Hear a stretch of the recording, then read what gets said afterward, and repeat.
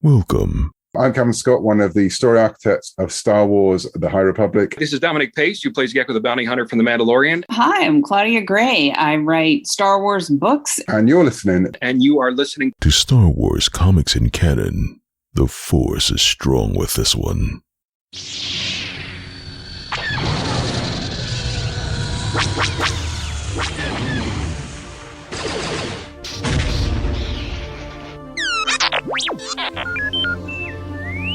Hello there and welcome to Star Wars Comics in Canon, your guide to the wider Star Wars canon through the comic book lens. And to take you on this journey, I'm your host, Mike Burton.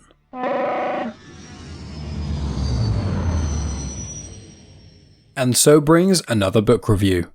So my friends, this episode I am tackling yet another High Republic novel, and this is the junior novel by Justina Ireland called Mission to Disaster, which is in the first phase of the High Republic, but in the third wave. So before we get into things, if you haven't joined us before, hello there, thank you so much for tuning in.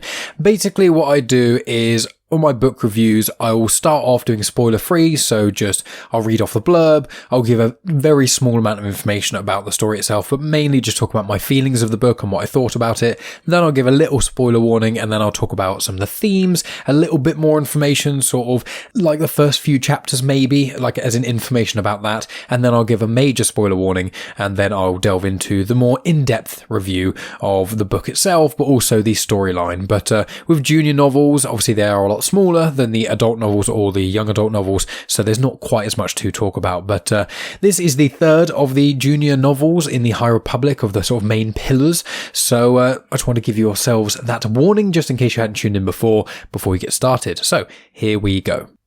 Now, the book is set around 230 years before the Battle of Yavin, which is the same as all things in the first phase of the High Republic in the third wave. So the whole first phase takes place between like 2 to 3 years-ish, and the main pillars of that is Light of the Jedi being the first wave, the Rising Storm being the second, and then the Fallen Star being the third. And I will say here, I will not spoil the Fallen Star for anyone listening until right at the very end. There's just a certain event that happens in the third wave of the first phase of the High Republic, and that is something that gets mentioned in a lot of the content around there. It's in Trail of Shadows, it's in the High Republic comics, it's even in the Edge of Balance manga that I tackled in the last episode I released on this feed. So I am pre-warning you that if you haven't read the Fallen Star either, and you want to go into there completely spoiler-free, and you still somehow haven't had it spoiled as of listening to this, I'd be very surprised if you haven't, then I will try not to spoil it, but right at the very end I'll end up mentioning something about it, because all of the Wave 3 pieces of content do end up kind of triangulating, kind of coming to the same part where the Fallen Star takes everyone. But this book itself, so Mission to Disaster, is written by Justina Ireland. She wrote the Jabba the Hutt War of the Bounty Hunters comic that obviously I tackled a little while ago when I did the big War of the Bounty Hunters crossover, and I am going to be doing the Crimson Reign crossover very soon as well. But the main thing she's involved with is the High Republic. So she wrote the first junior novel, which was A Test of Courage, which also featured Vernestra Rwoh and Imri, which are the two main characters in this book. Then she did the young adult novel Out of the Shadows, which also featured those characters, and then she did Mission to Disaster. Each of those are in each of their own waves of content. So Wave 1, Test of Courage, Wave 2, Out of the Shadows, Wave 3, Mission to Disaster. Now, Mission to Disaster was released digitally on ebook January 4th, 2022, but the physical copy was released March 1st, 2022. Now, it's worth noting here as well that much like the other two junior novels, which were A Test of Courage and Race to Crashpoint Tower, this book does have some illustrations in it, which I was massively keen on. I really, really like them, and when I got the first junior novel, before I knew there was going to be illustrations within them, I was enamored. I was so excited when I saw them. So they do add a little bit to the story, and I'm a very visual person as well, so having little pictures occasionally does help.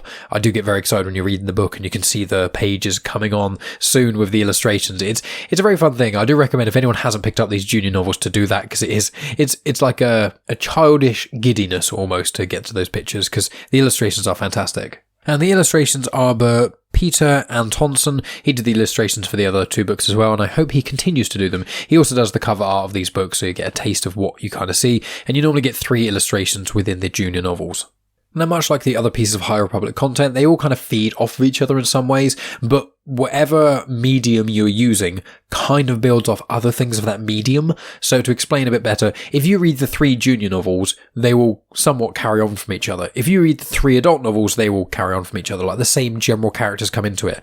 But interestingly enough, although that is still the case, for Wave 2, it's kind of a weird middle thing where everything shifts a little bit. So the High Republic Adventures comics, they make more sense if you've read the junior novel of Wave 2. And the Wave 2 junior novel, Race to Crashpoint Tower, written by Daniel Jose Older, who also writes the High Republic Adventures comics, they have characters in that aren't the main characters from the first and this junior novel. So Vernestra Rwoh and Imri don't really appear in Race to Crashpoint Tower, but they do appear in the young adult novel, which is by Justina Ireland, which is Out of the Shadows. So it's kind of like you have to go junior, young adult, junior, and then also be High Republic Adventures, Junior, High Republic Adventures.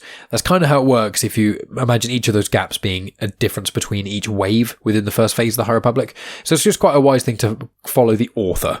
I'd say more so than necessarily the medium itself is the author themselves. If you see High Republic content by Justina Ireland, they're probably going to have very similar characters or the same ones throughout. And I think that's a very clever way to go about doing this massive project.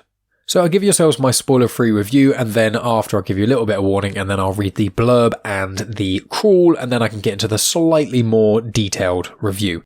But in short, I really like this book. As I do with pretty much all Star Wars content, it's quite hard to find some Star Wars content that I don't enjoy. In all honesty, even the worst Star Wars content I generally think is okay.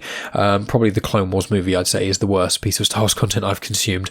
But the High Republic is heads and shoulders above that. The High Republic content is all really enjoyable. And these junior novels, I think for me, I prefer the junior novels to the young adult novels so far. The adult novels are still the best. They've got so much lore, so much information. But the junior novels, they're so fun to read, and you get through them so quickly.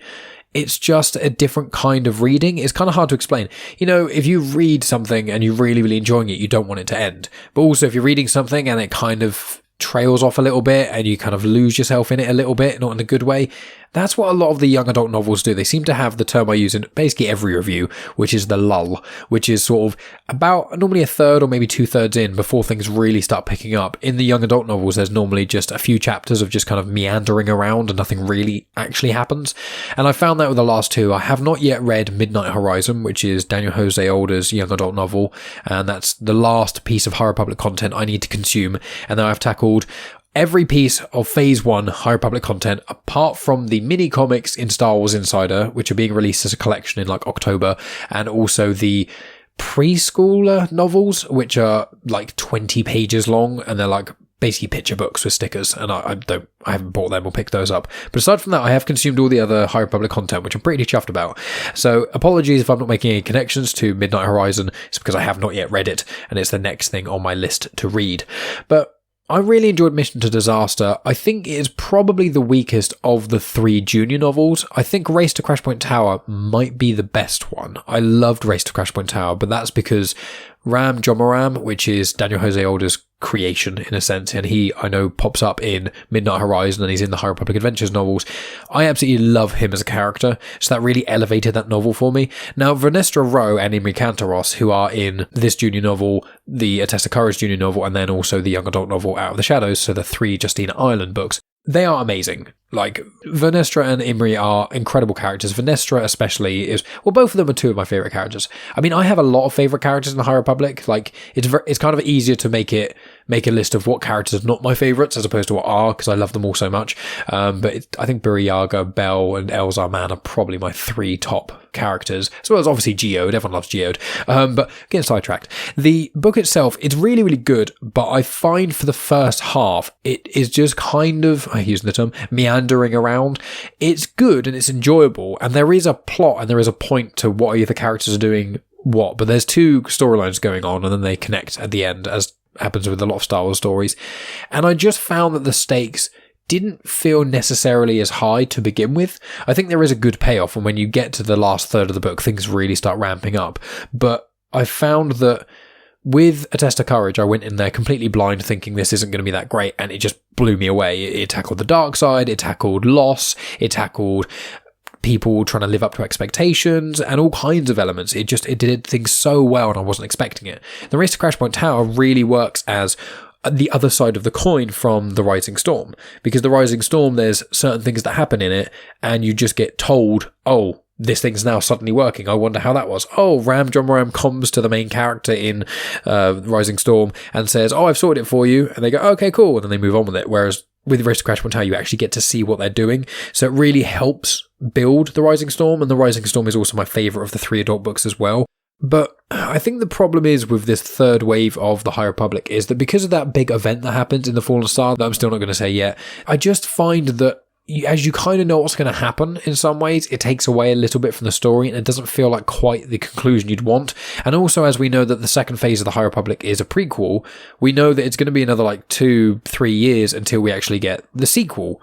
So we don't know what's going to happen afterwards. I assume there's going to be a time jump as well. So that does hurt it a little bit. But going off of that, somewhat of a tangent, I do find that there's some social commentary in this book that I really like. There's 1 or 2 lines of dialogue that are really, really good from Justina Ireland. If anyone follows me on Twitter at Genuine Chit-Chat, you'd know, because I've tweeted that to her and she liked it, which is quite nice. But Justina Ireland does social commentary very well, and I think that's what this does. It does, the foreigners, kind of, that stereotypical, all of the negativity that comes with that type of phrasing to describe individuals that come from other countries, the foreign, the unknown, the alien, in a sense. That plays quite a lot in this book, and I think Justina Ireland is so talented that she can write a book aimed for children, generally 10-year-olds, I think, is the average age, 10, 12-year-olds for these sort of books. Then young adult is teenagers, and then the adults are sort of the other end of teenagers, 17 plus. But Justina Ireland does it very tactfully and very well, and I really, really enjoy that. So once again, I really enjoy this book. I just think that it's not quite up to where Mission to Disaster or Race to Crashpoint Tower was. Those books really blew me away, but I still think this is a really, really good book, definitely worth a read. So those are basically my thoughts without delving too deep into the plot or anything. Just in short, it's a really good book, but if you didn't like the other 2 junior novels, you're probably not going to like this one because I think it's probably the weakest of the 3, but it's not a lot weaker. It's only by a smidge. But I still think it's probably a bit better than the young adult books, the last 2, maybe. It's probably maybe on par with Into the Dark, but I would still say it's better than Out of the Shadows. I think Out of the Shadows, I have not yet read Midnight Horizon, as I said, but so far, Out of the Shadows has been the weakest piece of High Republic content in the book forms. I have some mixed feelings of how it compares to some of the comics, because it kind of, Trail of Shadows, I thought was interesting, but it also didn't really go anywhere, so maybe that's one of the weakest, but I did really enjoy reading it, so it's kind of hard to judge, because there's certain things I consume that I think are really fun, but then there's other parts where you look at it with a critical eye, and you're like, was it necessary, or was it this, was it that?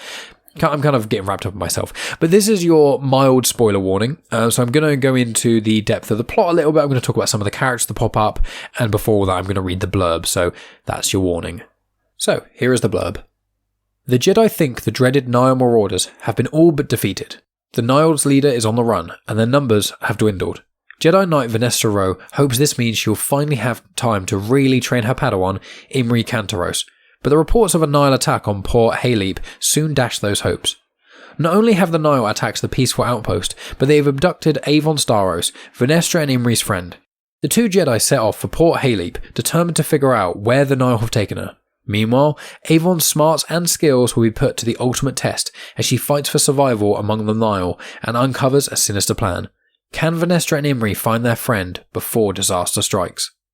So you can see why I had to give you a mild spoiler warning, because even picking up the book and reading the back reveals one of the characters and some of the plot details in there. So Avon Starros comes back, and she is one of the main characters of the A Test of Courage book, and then she's not actually in Out of the Shadows, which I was a little bit disappointed about, but she makes her return here, and she gets, when I said earlier, there's the 2 storylines going on. One of them is Vernestra and Imri, and the other one is Avon, and Avon's storyline is brilliant. It's a real highlight of the book, I find. I think that she, as a character, really brings things together. She is incredibly intelligent, she's very interesting, she's quite witty, but the way that she perceives the world and her vast intelligence really, really helps her story, her journey, and her involvement in this, because you do actually get to see a perspective here from sort of behind the scenes of the Nile. Now, you do get that to a degree with Eye of the Storm, and I know in The Rising Storm and The Fallen Star, especially The Fallen Star, with Nan and Chauncey Yarrow in The Fallen Star, you do get that kind of behind the scenes look a little bit. But in this, the Nile abduct Avon. You're trying to work out why it is, and I will just tell you here, so this is a mild spoiler, but Avon suspects it immediately when it happens, and then her suspicions are confirmed within like a few chapters. So before the halfway point of the book, this is confirmed, and it's not that much of a shock because it's the Nile abducting children. There's only a small amount of things they could be doing, and the answer is they are recruiting. They're trying to get their numbers back up. And so I really like that element where you've got these kids who don't really know what's going on, and the Nile are trying to kind of train them, but also obviously are treating them terribly because the Nile are generally awful people. So it's really interesting there. And there is another character that does pop up, which I found very interesting as well. And you find this out once again. This is in the 5th chapter, I think, and the first illustration that you get to see is of this character. And I mentioned earlier on that Justina Ireland wrote the War of the Bounty Hunters companion comic, Jabba the Hutt 1. And there's a reason for that. And not just because I like to be complete and tell all of yourselves, you know, who writes what and things. Because in that comic, a character was introduced that has popped up in all the War of the Bounty Hunters companion comics, but hasn't really popped up anywhere else. And there's a character called Devar Lompop. And now Devar is a very interesting character. She is a Shani species, and the Shani can live for hundreds of years old. They're reptilian. They can like dislocate their jaw or widen it hugely like a snake. They've got like a feathered mohawk almost. And she seems to be the only Shani in the canon at the moment. I don't even know if the Shani Ring legends. I don't actually think they are. I think they're new and created. But Devar is a really interesting character because as you see in War of the Bounty Hunters companions, and also as you get to see in this, she kind of does what she wants, but she does follow some degree of authority figure. So in the companion comics of War of the Bounty Hunters, she is like the right hand of Jabba, almost, of Jabba the Hutt. Then in this, she's the right hand of the Tempest Runner Cara Zu, who is one of the leaders of the Nile. As in Tempest Runner in the Nile, if you weren't already aware, is one of the high-ups. Kind of like a general, if you class that, like Tempest Runners are the highest point of the Nile, aside from the Eye of the Nile, which is Marchion Row. But Devar is in theory below this Tempest Runner, but she still operates independently in a lot of ways, and she's very fast thinking, she's intelligent, she's incredibly strong, and Devar is one of the characters that I really hope is going to pop up a lot more. I suspect the way they've been using her, she will. I mean, the next piece of High Republic content we get is Path of Deceit, and it's written by Justina Ireland and also Tessa Gratton. And obviously the next phase of the High Republic is 150 years before the events of this part of the High Republic, and Devar Lompop doesn't seem to be young. Like, when you see her in War of the Bounty Hunters and then you see her here, she doesn't really seem to have been that different in age. And so, much like, I think Jabba's around 600 in Return of the Jedi. He might be 300, but I think he's 600, because I think Wookiees live to like 300. I think Porter Engle, he's about 300 at Phase 1 of the High Republic. You've got Yoda, who lives to about 900 when he dies. You've got Maz Kanata, who's over 1,000 at the point of Rise of Skywalker, and she still seems to be fine, but she's obviously getting a little bit older. But so there are certain characters who just live for centuries and centuries, and so I'm hoping that Devar is also going to be in Path of Deceit, especially because it's a Justina Ireland novel along with Tessa Gratton. So very excited for Devar to come back. And if you are interested to hear a little bit more about Devar Lompop, you can go back and check out episode 68 of Star Wars Comics in Canon, and that's where the Jabba comic is tackled. And then subsequent issues 72, 77 and 82, they're ones where I tackle the subsequent War of the Bounty Hunters comics, which also have very minor appearances of Devar Lompop, but the War of the Bounty Hunters companion comic Jabba the Hutt 1, that's a mouthful, that's the first place I think Devar appeared, and that's where you get the most amount of Devar. So with that, you've got Vernestra and Imri, whose relationship is a lot stronger than when you saw it in the prior comics. Now, they never really clash necessarily, but Vernestra was always trying to, be a good master to Imri and trying to teach him. And one thing she struggled with is that Imri's got this power. He's like an incredible empath, so he can just read people's emotions immediately, and he also has the ability to use the Force to calm them very easily and quickly. Basically, somewhat manipulate people's emotions through the Force and being able to read them. Now, that's an incredibly important part of Imri as a character, and when you see him interact with animals, that's some of my favourite parts, and you do get a nice little animal interaction here with a Tuca, which is the space cat. Well, space cat. It's a cat. Basically, it's a feline, but in Star Wars. You see them in Star Wars Rebels, you see them in The Mandalorian, you see them in lots of places. In Rebels, they're also known as Loth cats, because that's the type of Tuca that's specifically known to the planet Lothal, which is where a lot of Rebels takes place. But Imri gets to interact with animals, I think, in all the books he's in, all 3 of them. And I love when he interacts with animals. It's very heartwarming. But he is someone who never gives up. He is someone who is also a decent pilot, whereas Vernestra has this streak of always crashing things. But the Force calming ability is kind of the last part where Venestras have some concerns, because in the prior 2 novels, Vernestra, in the first book, A Test of Courage, she's not his master. He's just lost his master. That's basically how the book starts. And she's just a young Jedi Knight because she became a Jedi Knight at the age of 15, which is almost unheard of in the Jedi Order. And then I think she's 16 in A Test of Courage, and then in this book she's like 17, 18-ish. I think she's near her 18th birthday in this book. I think that's what I vaguely remember hearing. So she's still quite young for a Jedi. Obi-Wan Kenobi, he was 25 in A Phantom Menace. So he really is still, he's 10 years behind Vernestra Rwoh by comparison, which is a very interesting perspective. And she has trouble trying to train Imri on something that she doesn't really know much about, and something she hasn't really come across before. She doesn't want Imri to manipulate people's emotions. She doesn't want Imri to read into people's emotions too much and then get himself wound up about it. But also being a master to someone who can read your emotions. If you're disappointed in them or you're frustrated with them, they pick up on it immediately. And that's one of the struggles that Venestra's had. Like, if she's annoyed at Imri, he knows immediately. And that's something that not most, mentor relationships, or however one wants to, when you've got a relationship which is a master and an apprentice or something like that, whenever you've got someone who has authority over another person, the authority figure normally has some degree of power or knowledge or something over the person they're mentoring. Now, Vernestra does have the knowledge, and I would say the power as well, but being able to read people's emotions is not something usually the student would know better than the master in any realm, Star Wars or otherwise. So it makes it for a very interesting dynamic, while Vernestra in the earlier books is still struggling with being a young Jedi Knight. And there are a few comments here and there from other people in this book where it's like, oh, the Jedi getting younger and younger these days, those sorts of things. But really, she's past that point now. She doesn't really worry about herself too much. And at this point, she's fine with how Imri is. It's just trying to tape her, trying to smoothen the edges off, not allowing him to just always help with people's emotion, because Imri, he's golden. He's such a nice character. He's always trying to do what is best. But in doing so, you can somewhat manipulate people in a negative way. Now, that sounds a bit odd, but because of his force power, if someone is feeling a bit stressed, all he needs to do is touch them on the hand, and he can let out kind of force waves of calming energy. Now, there's a point where he does it to one of the characters and they pick up on it and they kind of know him doing it, and I can tell what you're doing. Can you stop it, please? And there's times where Vernestra says to Imri, you have to ask people's permission to be able to do that to them. You can't just calm them down through the force. It's a little bit off kilter in a sense. So I really like that dynamic as well. But the sort of Vernestra and Imri and Avon are definitely the main characters. Then Devi is kind of like a side character that's also quite interesting. And then you've got a few other people who pop up. So you've got a few other Jedi that interact with Vernestra and Imri. So very early on, they go to Dalna, which is the planet, and that's where Honesty Weft is from, who is one of the characters from A Test of Courage. And Dalna is a place that is going to feature very heavily in the Path of Deceit book in Phase 2 of the High Republic. And they had this great disaster. No one really knows much about it, but the Jedi were somewhat blamed for it, but people don't necessarily always think it's the Jedi's fault. It's all going to be explained in Path of Deceit, I have no doubt. But on this planet of Dalna, the Jedi are just kind of separate to the rest of the world. So the Dalna people just live their lives. There's only 1 million people on that planet, which is not a lot considering the UK alone has 60 million people. And in America, you've got 330 million people. And if you think about on Earth, we've got about 8 billion. As of recording this, the numbers keep going up. But as of recording this, we have about 8 billion people, which is about 8,000 people to 1 for Dalna, if you compare them. I don't know how big Dalna is as a planet comparatively, but if it was the same size as Earth, that would be, we have 8,000 times more people.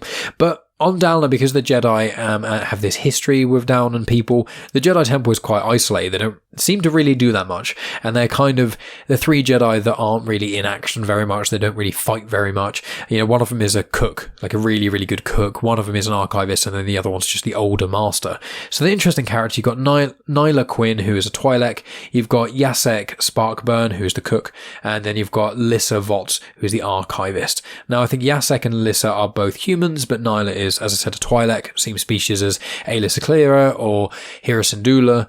Twi'leks are one of the most common alien species in all of Star Wars. You'd have seen them everywhere, including the dancer in Jabba's palace in Return of the Jedi. They're everywhere. You've seen a Twi'lek. Bib Fortuna, even he's a Twi'lek, probably one of the most famous ones, I'd argue. But It's interesting seeing Imri and Vern speak to these characters, and it's interesting with Vern. She hates being called Vern as well. She likes being called Vernestra, which is quite entertaining. But she's got her head on a mission. She wants to, as the blurb said, she wants to try and find Avon, who's gone missing. They're a friend, and obviously if someone goes missing at all, the Jedi wants to try and help.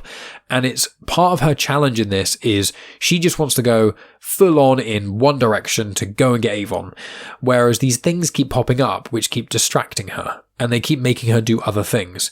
And part of her struggle is trying to work out how much she needs to give to that and how much she needs to, not allow her personal feelings to get in the way. So those are the general struggles. That's some of the overview of the characters and things. And that's just generally more of an in-depth review. So now I'm going to read the crawl of the book itself. Now the crawl I think is the same as almost all Phase 1, Wave 3 High Republic content. But I'm going to read it for yourselves anyway. And then after that I'll give another spoiler warning and I'll get into more spoilery thoughts. The tragic events of the Republic Fair have galvanized the galaxy. The Jedi and the Republic have gone onto the offensive to stop the marauding Nihil. With these vicious raiders all but defeated, Jedi Master Avar Kriss has set her sights on Lorna Dee, the supposed Eye of the Nihil, and has undertaken a mission to capture her once and for all. But unbeknownst to the Jedi, the true leader of the Nihil, the insidious Marchion Ro, is about to launch an attack on the Jedi and the Republic on a scale not seen in centuries. If he succeeds, the Nihil will be triumphant and the light of the Jedi will go dark. Only the brave Jedi Knights of Starlight Beacon stand in his way, but even they may not be enough against Ro and the ancient enemy that's about to be unleashed. Now that last line especially has almost nothing to do with this book at all. It's specifically about the Nameless or the Levelers that are in the Rising Storm and are also very prevalent in The Fallen Star and also the High Republic comics written by Cavan Scott, released by Marvel. So this is now your sort of major spoiler warning, I'd kind of say. Like, I'm going to talk about the book. As I said, with these junior novels, the plot is fun, it's good, but it's nowhere near the size of an adult novel or a young adult novel. So me explaining the plot in brief is not, I wouldn't say it's going to spoil anything, because the plot in this book isn't the thing that is the best part of it. I'd say it's the characters, the interactions, and the fun of it. But this is your spoiler warning saying, if you don't want to know what else happens in this book, here it is. So you've been warned. So the Nihil's kind of idea in this, as I said slightly earlier, they're kidnapping children, they're trying to train them up and use them for a variety of things. Avon is spotted to be a very intelligent individual, so she is tasked with trying to help one of the doctors there. And one of the doctors is using these crystals to make these obelisks cause ground quakes, so causing earthquakes across Dalna. Now the Dalna people, they are kind of refusing to acknowledge anything's even going on. So when Imri and Vernestra go down onto the planet and then eventually find the Jedi Temple and speak with them, they're like, yeah, there have been people going missing. We're not really sure why. We've tried inquiring and people keep telling us nothing's really happening. And there's a scene where Vernestra goes and speaks to the Vice President of Dalna and they are just completely refusing there's even a problem occurring, which once again is part of that social commentary that I said about slightly earlier with Justina Ireland. Like, there's a lot of things going on at the moment, especially with American politics, that certain individuals in power are somewhat refusing to acknowledge are even happening. Let's put it that way. I don't want to get political on this show. This is about Star Wars. But although Star Wars is very political, but putting that aside, focusing on Star Wars specifically. So you've got this group of people who don't want to be helped by the Jedi. They're refusing to acknowledge there's even a problem, there's even anything going on, while the Jedi are trying to unravel what's happening. So it's the Nihil that are capturing people, recruiting children, and are causing earthquakes and things and causing trouble. Now, the grand plan of it is to cause some damage to a specific part of Dalna, which will then cause some volcanoes to erupt and then could potentially decimate the planet. That's the general goal. That's where the Nihil are putting all their efforts and resources in this part, which just further shows, and this is one of the things I want to say with the High Republic, that the more you read, the more rewarded you feel. Marchion Ro has loads of plans. You read The Age of Balance and he attacks Hon Talos and Banshee. You read this book and he's trying to attack Dalna. You read Midnight Horizon, I think it's about Corellia. You read The Fallen Star and it's about, this is the spoiler warning of Fallen Star, it's about Starlight Beacon. So there's other parts that are mentioned as well. There are small bits and pieces here. So he's trying to spread the Jedi and the Republic resources very thinly. And even in a place like Dalna, he does it. And it's really, really interesting. He's such a good villain and a very well thought out one. He's as cunning and as planning and things as I'd say Palpatine is. He would match Palpatine in a cunning contest because of just the amount of plans they lay and the long-term effects and the long-term things they think about. So I really like him, but Marchion Ro isn't in this. I just like talking about Marchion Ro. But that's generally the plot of the book. I don't want to necessarily delve into everything fully spoilery, but it's just Avon gets captured, be trained up in the Nile, realise that she's special, so she then helps the scientists and then kind of figures out the Nile plot. Meanwhile, Vernestra and Imri are trying to find Avon, but then when they are on their search, they get spoken to by the Jedi on Dalna, who say there's lots of people going missing and whatnot. We need some assistance here to find out what's going on. And then they get wrapped up in that, and then eventually they find their way to Avon, showing that if Vernestra just kind of let herself go with the flow of the Force, things will work out in the end rather than trying to force their way to do stuff. But there's a few notes here that I want to mention that I found were interesting, and this is going to be especially intriguing for those who have read this book. So one of the things I really enjoyed is there's a place on Dalna, which is the Jedi Temple specifically. It's basically a meditation retreat. So it's a temple that isn't really used very much by people unless the Jedi are looking to rest up or they've been through some sort of traumatic event. So they get given loads of nice food. They have libraries to go through, which is the archives, and they get some calm Jedi. There's not really any worry going around on the planet of Dalna up to this point. There's not really any issues. It's just you get to come here, be isolated but around some Jedi, and meditate and rest and make yourself better in a mental health sort of state. Get yourself through the trauma. You've got people there to help you with those. And I really, really like that idea. I love the fact because it happens in, I think it was the High Republic, it was the Galactic Bake Off High Republic special, I think, where there's a cruiser that goes around with retired Jedi, really, really old Jedi. Some of them are starting to lose their minds a little bit, but some of them are just too frail and weak to really do anything. And they're just on this cruiser, just living their lives. It's almost like an end-of-life hospice sort of thing, but for old Jedi. I love that idea. Cantum Sire and Torben Buck, Buckets of Blood, they both go there. So yeah, I'm pretty certain it is the Galactic Bake Off comic, which I tackled a few weeks ago now. It was when I tackled the 3rd volume of the High Republic Adventures comics. So I just really like hearing with the Jedi before the Republic era that we know of, before the Skywalker saga, hearing about all the little quirks of the Jedi you don't really get to hear, like the retired Jedi and the Jedi who've gone through trauma and those sort of things. So I really, really like those. Now, there is very much a ongoing theme throughout this book of self-reflection. And one of the things I think, it's either Vernestra or Imri kind of thinks to themselves, it might be Avon, one of the characters thinks to themselves, what would a past self say about us now? How would the past self view what we're doing now? Would they look at us in disgrace? Would they be happy of where we've gone? Or if we are different to how we were, has that been a good thing or a bad thing? Kind of being introspective, but also trying to use thoughts of yourself, kind of empathizing or sympathizing with an younger version of yourself to perceive how you are today, trying to look at yourself from a third party perspective while also being introspective. It's a really, really interesting concept I really, really like about this book as well. There's also some mentions which connect heavily to the young adult novel Out of the Shadows, which obviously was written by Justina Ireland, which in that book there is the death of the character Mari Santeca, and Vernestra Rwoh speaks to her. And it's confirmed that, obviously in the books, I think it's confirmed in the Rising Storm, I think. It might even be Light of the Jedi. But you find out that the Nile have got path engines, and the path engines, they use paths given to them by Mari Santeca, who can basically perceive hyperspace in a very unique way. But because she dies in Out of the Shadows, the Nile are generally using more regular hyperdrives at this point. Some of them do use the path engine, but they're quite unreliable, and you could just disappear and then appear in the middle of a sun or something and obviously completely get disintegrated. So I like that connection once again, where you don't have to have read Out of the Shadows, but you get the gist of what's going on, and you get these little sentences here and there that all the High Republic authors are brilliant at doing.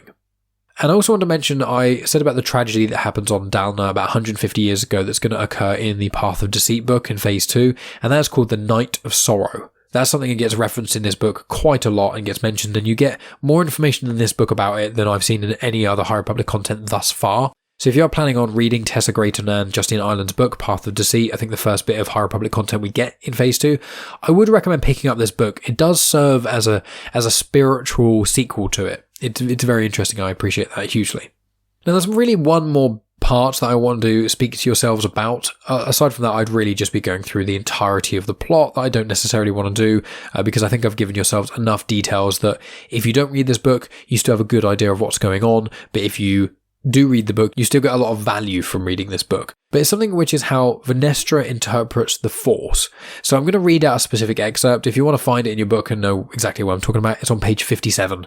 I only know that because I've written down it in my notes. So here is Vernestra Rwoh's perception of the Force that I just want to share with you. It's a really cool part of the book. Vernestra took another deep breath, letting it out slowly. She imagined herself as a small, burbling brook, babbling and twisting across a peaceful landscape, flowing into a stream, and then a river, a wide, vast body of water that grew and grew until it was an ocean of possibility, cool, blue, refreshing. This is how Vernestra perceived the Force. While the Force was not truly a physical thing, but more of a field of energy linking all living things, it was most helpful for Vernestra to visualize it as water.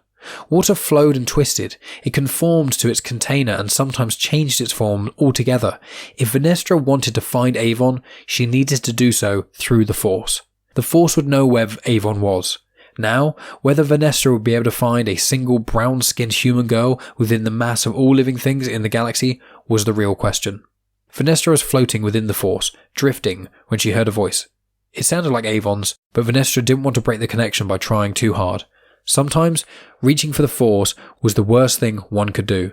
It was in those moments that a Jedi could lose their connection, focusing too much on the problems of their physical form and not enough on letting the Force do as it pleased. The living Force might be one of action and movement, but it was the cosmic Force that Vernestra strained towards now. The vast consciousness would know where Avon had got to and whether or not she was safe. So I really like that excerpt, and one of the things I say quite a lot in these reviews is one of my favourite things of the High Republic is the perception of the Force by the different authors and how they sort of translate it for their characters. They've got Elzar Mann, who views the Force as water and an ocean. Clearly Vernestra Rwoh views it in a very similar way. Avar Kriss views it as a song. I think Bel Zettivar views it as a fire. I think that Burryaga views it as like a tree, which is quite a common thing for Wookiees to view the Force, because Wookiees generally have a stronger Force connection than a lot of other species do. I just really like that excerpt, and after reading it, I was like, if there's ever a time to advertise a book, that is the excerpt I would use. That is the way I would try and get people to read the junior novels of the High Republic, because it's just quite beautiful and it's just quite nice, and it's a lot of things that connect with real life that you don't need to believe in the Force or a spiritual energy or even a god or anything like that. But it's just a nice way to kind of see how one fits into this universe. I really, really liked that excerpt, and I hope you yourselves liked it as well. And that kind of links in with one of my final points, which is about Vernestra's Force visions in hyperspace.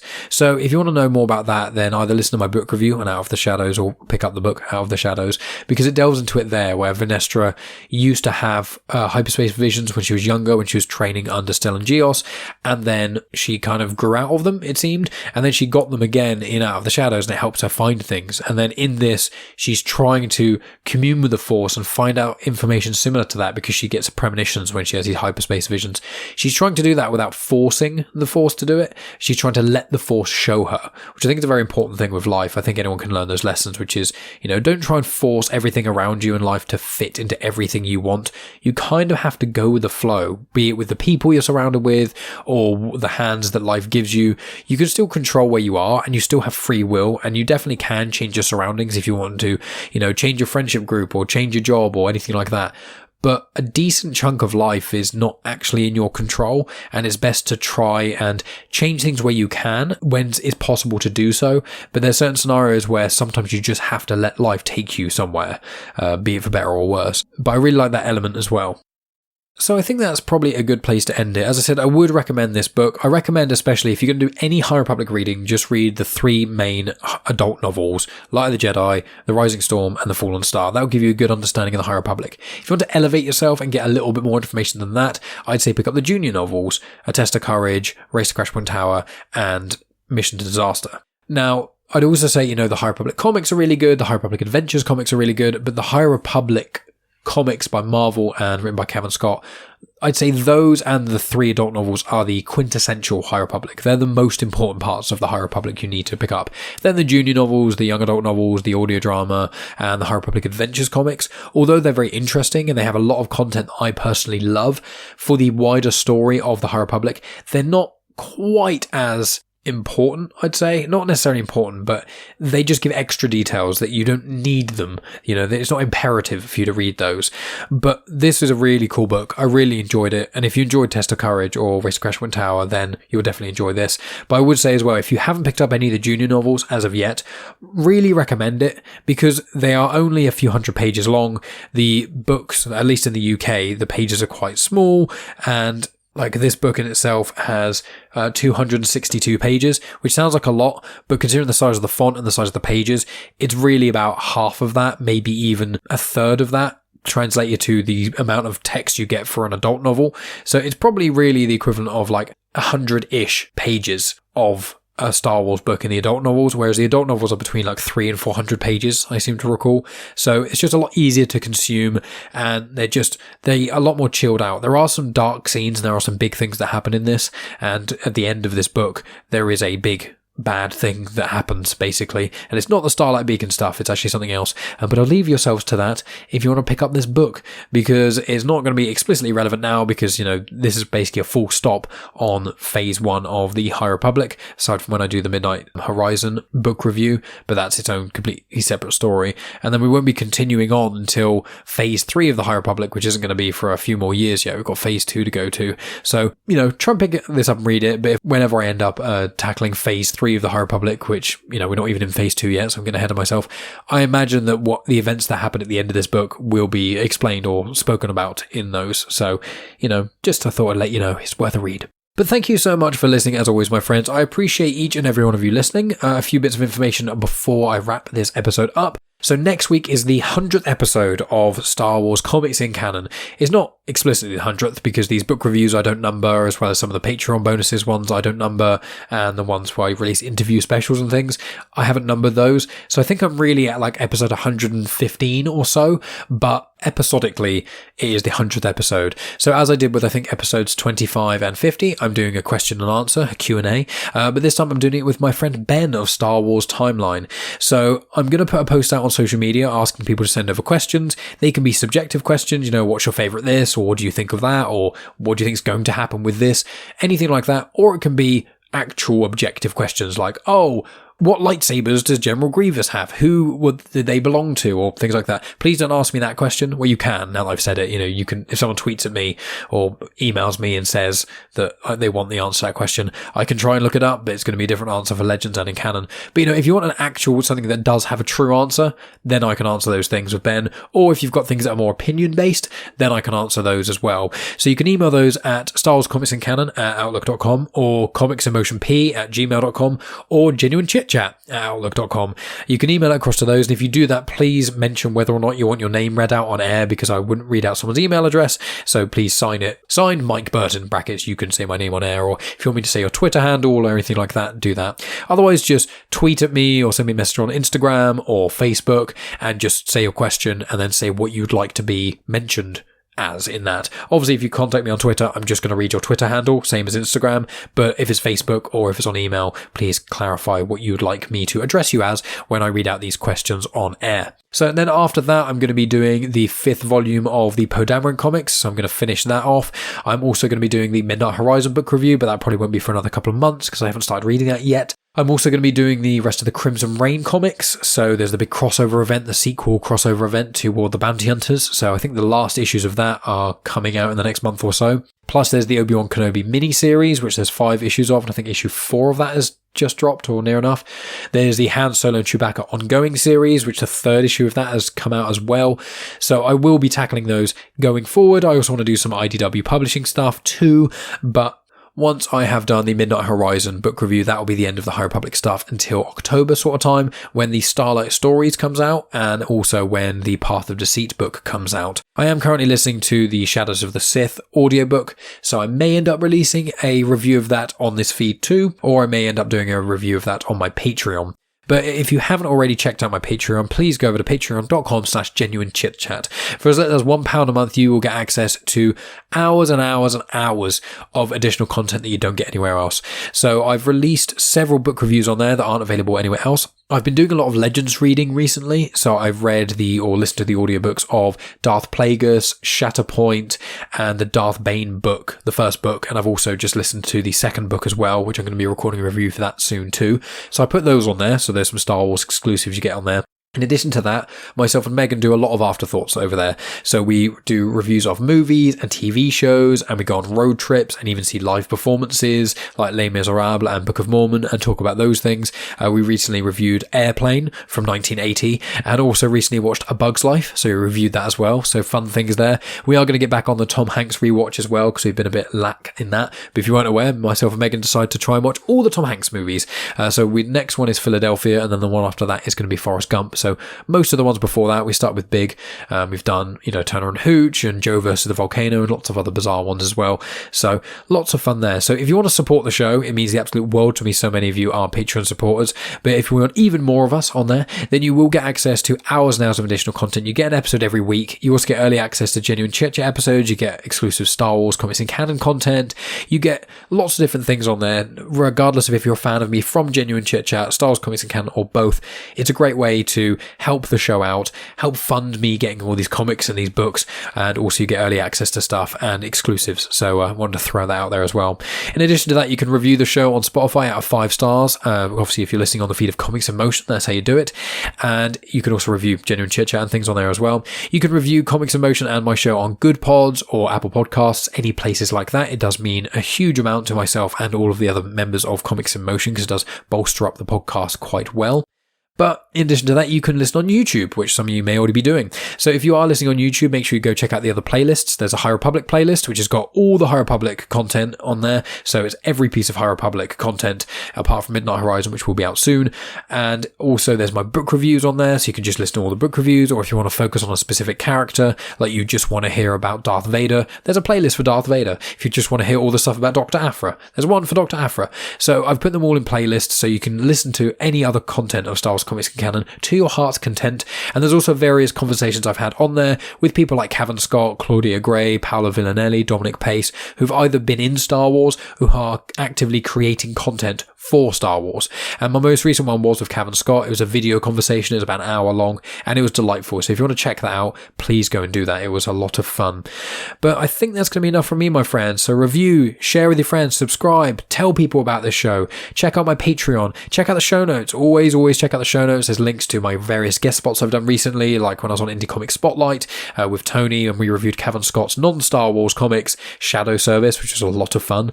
And also I'm going to be doing a lot of collaborations over the coming weeks as well. Obviously, I've done my Kenobi discussion show, which I was doing weekly, and that's finished now. I will be doing probably bi-weekly, like once every 2 weeks, of the Andor show, because that's going to be like 12 episodes. So I'm going to be doing that. They asked, I think late August is when they first start coming out. But on the feed of Comics in Motion, there are the Ms. Marvel weekly discussion shows hosted by Rhea and Tonya Todd, and myself and Megan will be going on the penultimate episode of that. So I think that's next week's episode. And then in addition to that, I'm going to be appearing on Back to the Filmography. I'm also going to be appearing on one of our extended Comics in Motion family members, which is Spider-Dan and the Secret Boars. We're going to be doing another Disney discussions in August. I'm also appearing on his show. I'm doing the recording tonight, actually, to do Carnage, Maximum Carnage and Absolute Carnage, and also Venom Let There Be Carnage. We're comparing all of those things. So the best place to just keep up to date with everything I'm doing is Patreon. But if you don't want to contribute financially on that, and I understand not everyone is in the position where they can, just follow me on social media at Genuine Chit-Chat. And on there, I post pictures from my comic reviews and my book reviews, as well as I release snippets from my conversation of Genuine Chit-Chat on there, so you get a taster if you're unsure what conversations to listen to, as well as my stories normally have videos of stuff I'm also getting up to and what I'm up to and etc. And also we are getting a puppy soon, so I have no doubt there's going to be lots of puppy videos. So if there's ever a good way to push for me to get more followers on social media and you want to see puppies, go follow me at Genuine Chit-Chat. But thank you as always for listening, my friends. I appreciate you all tuning in and listening to me rambling all the way at the very end. Please check out the other shows on Comics in Motion. Please check out my other videos on YouTube. Please follow me on social media and have a great day and a great weekend. So I'll talk to yourselves next week with my 100th episode. And as always, may the Force be with you.